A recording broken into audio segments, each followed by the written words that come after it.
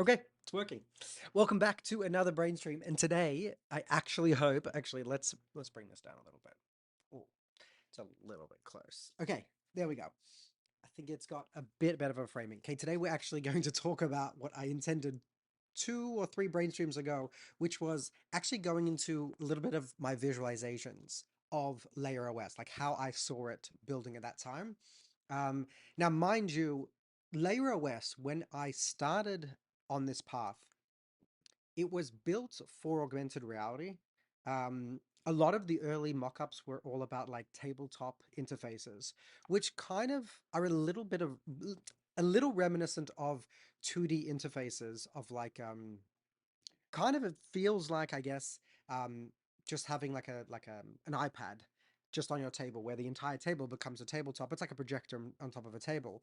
But a big point of this, okay, so one thing about augmented reality that I learned very early on, actually, I learned from a Jace, who's like a master animator and designer. He does functional user interfaces or FUIs, or futuristic, fantastical user interfaces, whatever you want to call it, for Marvel movies, for any type of Hollywood, like crazy sci-fi films.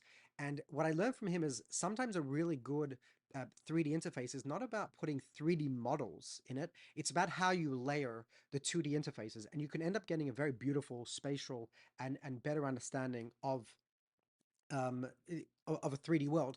So when we talk about a 3D world or a spatial world, a computing, it's not that everything has to be in 3D.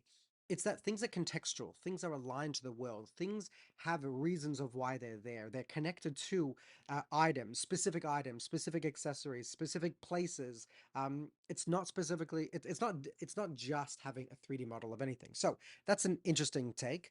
And I like that. I mean, they do amazingly with 2D stacked interfaces in all these Hollywood future, interfaces, things like that.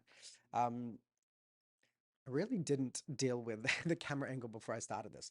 Anyways, um, so yeah, there was no real thought of like conversational UI. Well, sorry, it was a big thought about voice user interfaces, but not necessarily.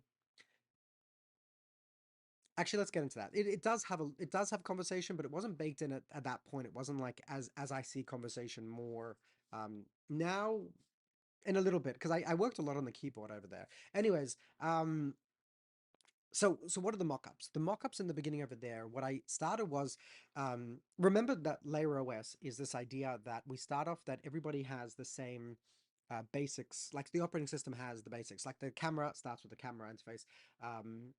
Or if you're doing any kind of text or document or work with wording, there is like a blank canvas. So actually, everyone starts off with like a blank canvas.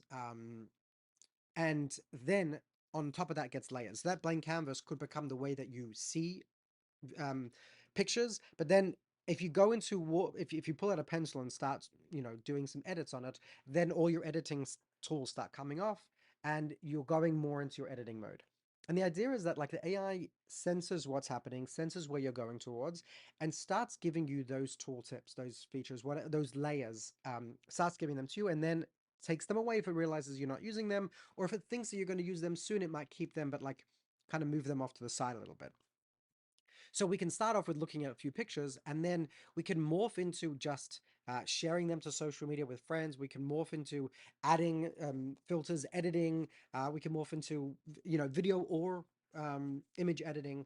There's a lot of different ways. Or a blank canvas that starts off with text, or whether I'm writing it, let's say with a pencil, or whether I get out a keyboard, or whether I'm starting a conversation that is very clearly that it's not just a back and forth conversation, which is just in the voice, and we want to get something afterwards, and I'm not interested in having the words down on paper to look back on it. I'm more interested in the back and forth of understanding. It goes in those directions. So a few mock-ups that I started with was, for example, if you start, let's say you get out your keyboard and you start writing the word yesterday, right? So the layers that start coming up are can be things like translation. So Google Translate, Apple Translate, whatever it is, we have a translation in maybe the few languages that you normally use, the different keyboards that you have are already installed that you use often, maybe the keyboards that you've used in the last week. So straight away, I start getting a translation over there. Maybe another layer might be the weather. So in another place, I might start seeing the weather from yesterday. Um, And so you see, so the word itself might evoke different ideas. So maybe something that I was working on yesterday, maybe I was in the middle of replying to an email, or I was working on a file. Those things will start appearing as I've started writing the word yesterday. Now, if I continue writing text, and this is all happening blink of an eye, right? These are happening very, very quickly. Then I start writing. Yesterday, I went to the waterfalls. I went on a hike. I went to beautiful waterfalls. So now the interface that's starting to come up is maybe creating generative AI, creating images that look like that. Another thing might be, okay, maybe he's starting to write his journal. So let's start giving me a UI of the journal, of how we can input that in. I'm going to start bringing in your heartbeat, or start bringing in the pictures from the hike that you started doing. I'll start scattering them around so you start seeing them. Um, the translation might now be on that sentence, because we're still in a place where I may still want that. And now over here, remember, spatially, my eyes have a very big part of this. If I'm looking at different things and linger on them, there's a bit of an intent. Or if I bring them a little bit closer, those also have a control over. So my intentions are a huge part of it. So eye tracking is a huge part, but also bringing it into my space. Remember, we talked about this idea that I designed for the meta glasses years back, of the three spaces.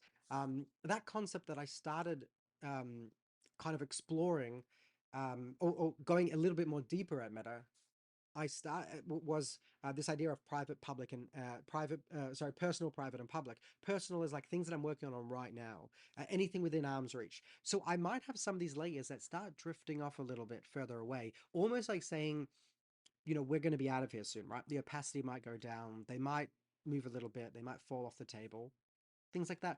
And if I see that my eyes go towards them, linger on them for a little bit longer, or I reach out my hand to kind of like, nudge it back in, then the system knows, okay, this part of the UI we want over here. And if he wants that, then how can I help facilitate that experience on this side? How do I move more into that translation abilities over here? What does he want with that?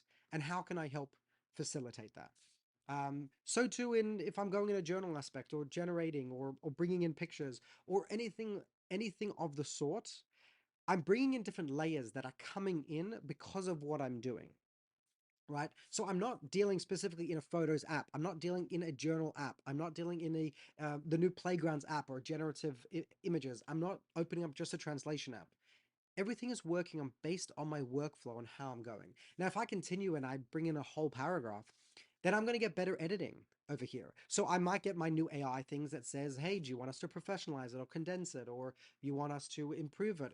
My generative AI might start making more and more images that might slot into that, but now it might actually start suggesting a movie that it might create, like a couple second clip. Um, the writing tools, like for example, like Grammarly, or people are saying that Grammarly has been Sherlocked by Apple because of their tools that they've bought into anything with text. But all those kind of editing things that come in might start overlaying on top of it, and start underlying where words shouldn't be there, or suggesting different things, or figuring things out. My journal might still be there because I can create different things, and it might suggest things. Oh, we see that your emotions over there might have been this. Was that your feeling over there? Is that your feeling now? Like emotion, state of well-being, that's been built into the journal. And I would love to see that more as my state of well-being is great, but it's the way Apple does it, for me at least right now, is a bit neutral. And I kind of would like to see it maybe with emotions or things like that. But again, I could come around. I'm just used to that in the way I journal now.